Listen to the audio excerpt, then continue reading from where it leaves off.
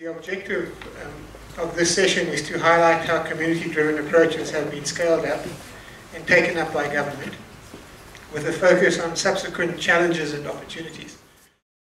The problem is that the government provides significant amounts of funding for housing relative to other governments in Africa. It does not provide significant amounts of money for housing relative to the scale of need. A capital subsidy process is rolled out, is able to be effective, but not to be effective enough to make a significant change. Against that background, and in spite of having told you about the significant achievements that the Federation has accomplished, real people's participation remains a desire and a hope rather than a reality. Participatory processes and people-centered development are not the way things are typically done within the institutions dealing with land tenure, basic services and housing. And this is the major struggle that the South African Alliance faces.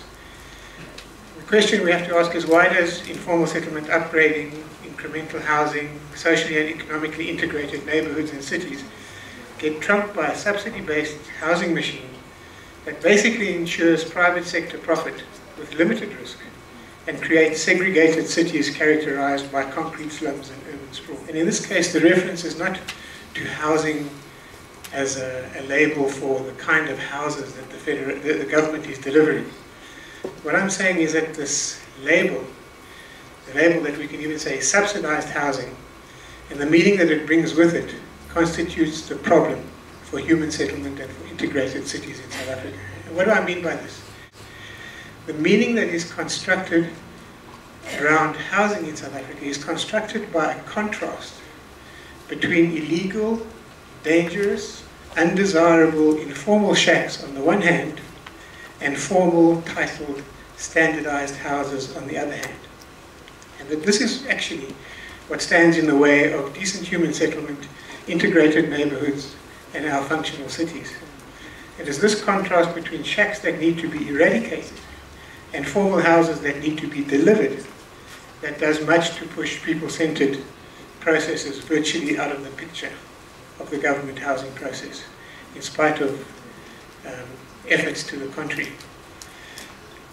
It's this government obsession with linking the terms people-centered with informal and informal with eradication on the one hand, and subsidized private sector with formal and formal with development that is the source of the problem. Because it is when informal and people-centered and eradication are tightly coupled that people-centered tends to be pushed to the borders of the process.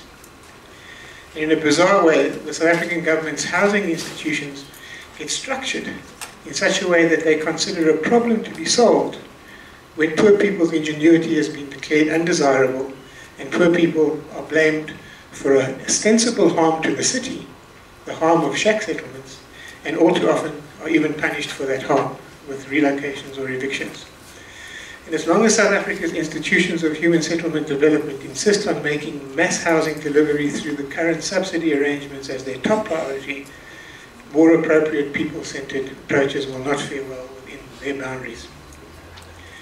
And I think that one of the major contributions of the Federation of the Urban Poor in South Africa has been to keep alive the notion of a people-centered process in spite of this harsh reality. Every signed contract, every community upgraded slum, every completed house is a reminder that people's housing is a highly effective option and should not be disregarded.